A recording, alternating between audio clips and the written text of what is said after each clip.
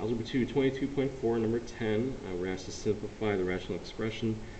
And this one, there's a little trick here. Whenever you see the I squared, remember that I squared always equals -1.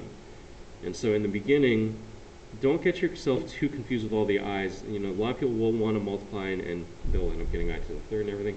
But it doesn't have to be that hard, because in the beginning, I can just go ahead, before I start simplifying, I'm just going to go ahead and make that -1. And keep that 2 minus I on the bottom. And that way I don't have to deal with a lot of the more difficult I work. Now I'm going to start simplifying by multiplying by the conjugate, which is the opposite of this sign, 2 plus I. I'm going to do that both top and bottom. Now this is much easier. If I kept that I squared there, this would end up being I to the third when I multiplied, but now it's just -1.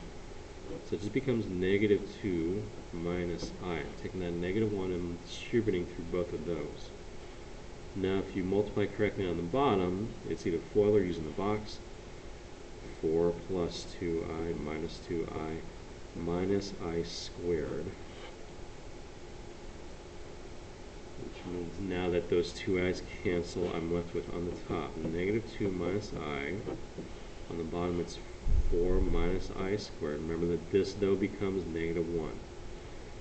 So you'll have -2 minus I over 4 minus, and there I am substituting -1.